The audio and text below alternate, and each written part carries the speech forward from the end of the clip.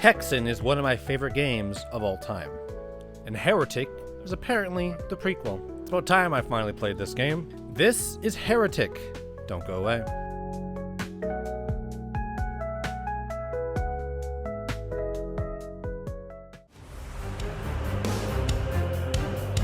So to start, this is the Heretic re-release / remaster that was put out with the Heretic plus Hexen bundle. Now, Heretic originally released in 1994. Now, I'm saying this right off spawn because it's important. It's important because it's important to remember that it's 1994 and this was made when I review this game. Because mechanically speaking, this game plays extremely simple.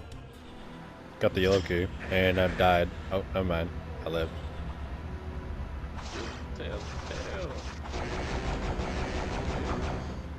It is a Doom clone, like many games out there. What you'll be doing is continuously shooting enemies, finding yellow, blue, and green keys in this game, unlocking doors, clicking switches until you finally hit that end level. Going through level by level by level by level until you hit the end of the game. Right, click switch. Yes! Oh, wow. 233! I used That's fucking every item hilarious. in my inventory. Everything's gone. But of course, every boomer shooter has its sort of calling card thing. So what is Heretics? Well, it does some good things, but it's equally and even probably more so leveled down by its cons that counteract it. I will say though, on this Heretic re-release, remaster, right? I got to play co-op online. Absolute blast. If I played this game solo, I would probably dock an entire point. Like just biasly playing co-op, binge killing, brain off, just screwing around with your friend, killing everything you see, running through levels. Fantastic night. We beat it in one night. Door, like, what am I supposed to do? Jerk fucking Jesus off? Oh, there's the door. I had to jerk it off.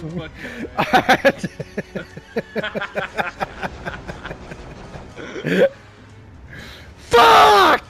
As far as actual details about Heretic, we gotta talk about the items in this game. Pros and cons.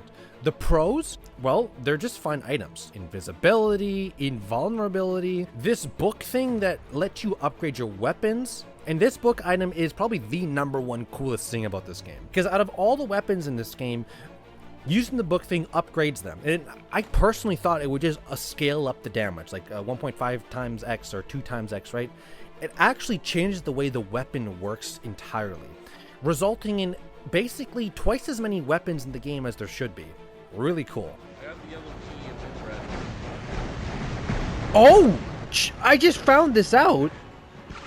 When you use the book to upgrade your weapons, it actually changes the way your weapon goes. Oh, yeah.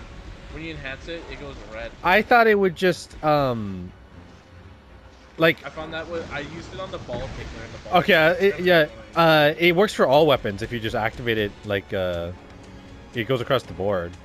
I thought it would just, like, increase damage number. But then the items are kind of weighed down by choices like Wings of Wrath, which is a cool item. I like Wings of Wrath. It allows you the ability to fly for a certain amount of time. The problem here is it lets you bypass puzzles like crazy, and also it's used for mandatorily completing puzzles. Let me repeat that. A consumable item that you can use in your consumable item slots can be mandatory to complete some puzzles. Never do that. At least a couple times we used Wings of Wrath, and then later on we're like, oh, we can't get there. We literally have to fly. Like, literally on the final level of the game, this happened too. The weapons, again, good, but counteracted by some bad. The good is that there's a ton of variety, and combined with the book item, there's a huge amount of variety. The bad is they're just wildly unbalanced. I hate the stupid... The cannonball gun is so unbelievably bad. Yeah, you hit that hard, and, like, the one that's better is literally the one that auto-locks on and shoots 2 at once. Look, I just got teleported. And the craziest thing is that one has more ammo, I think. Yeah, meanwhile, I find 100 green arrows a minute, and they're the most powerful gun on Earth. I'm literally using it. I'm using it. Yeah, it's not definitely not at all. It's like the special weapons are worse than the actual fucking main weapon. Yeah. And there's no calling card. Like the balance part, one of the first weapons you keep continuously finding in levels is this green crossbow looking thing. Me and my friend agreed it was one of the strongest weapons in the game. And then you have this like thing that shoots out cannonballs. This gun is ass. You have the Phoenix missile that is such a big AoE, you often kill yourself just using it. Then you have this weapon, which my friend called the ball tickler. I'm just gonna leave it there. Just order some I got kids. the ball tickler. Where? Let's fucking go. Ball tickler. Tickle them balls. I got wings of wrath. And as far as no calling card goes, I actually think this is more of a detriment than I even thought in the moment of playing through this game. Because every boomer shooter has that one last main weapon you can unlock that you're like, oh shit. You know, Doom 64 had that, you know, the WTF is this. Hexen has the Wraith Verge, and Doom has the BFG. There's always these ultimate weapons in these games. Don't know what my favorite weapon would be in this game. Like, I have a favorite weapon that I use throughout the game, but I wouldn't call it the ultimate calling card weapon of the game. Now, how this game looks and sounds, there's not much to depict. It looks like a kind of remastered re-release of a 1994 game. The best thing Heretic does for its presentation is how the guns are designed and enemy designed. I was happily surprised at how many different weapons there are in this game and exactly how different they look. Like, they really look completely different from one another. And even the enemies, like a lot of enemies I ran into, I was like, whoa, this guy looks crazy cool. Okay, no, you're here. Yeah. Oh. New enemies too. 428. Oh shit! I just caught my controller midair. But environment design, not that great. I know Hexen came out a year after, but in Hexen, the levels, you could tell, level by level, they're different. Even the water pixels, the way fire looks, is so much better than in this game. Like, lava looks like this in this game. And there are levels where there's this, like, poisonous water that looks just like normal water. Me and my friend call it LA tap water, because I don't know why it's poisonous, but it is. And as far as the soundtrack goes, nothing really popped out at me. In fact, the only time I intentionally thought about the music in this game was when I was in a level that was just a village level. Like a pretty ambient, slow-running village level.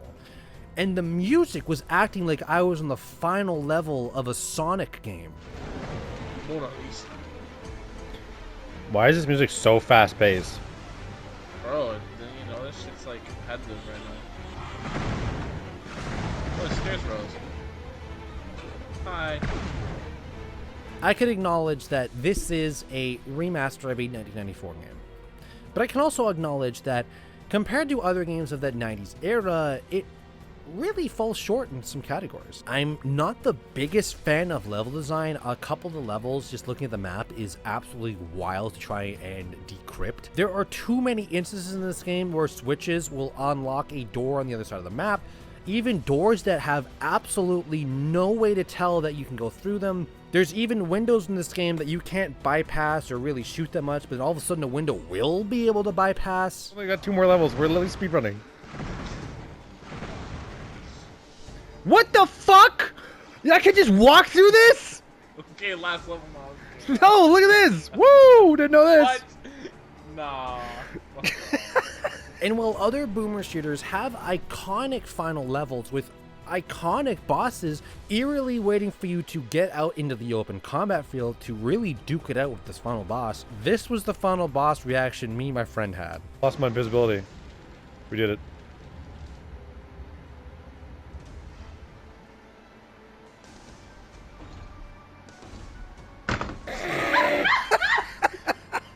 That was way fucking easy.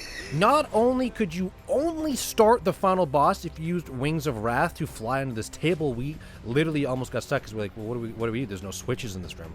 Oh, we got to use the Wings of Wrath item to fly around the room onto the table. There's no switch there. It's just, I guess, footstep activated. The boss dies in about 30 seconds. Even with all I've said, playing co-op was one hell of a fun time. I got it. What? This is a boss. What's in the middle? More, man.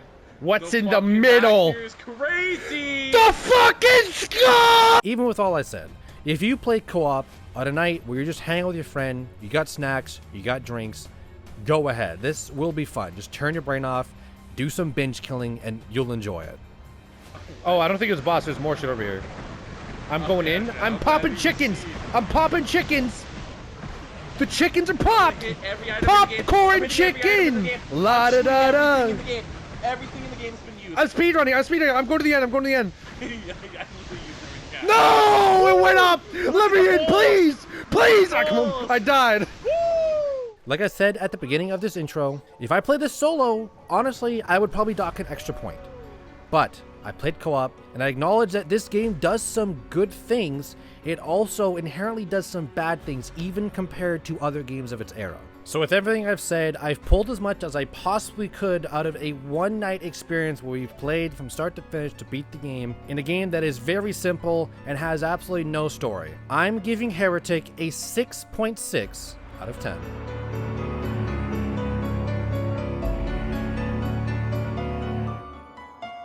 So that's it. Heretic is done.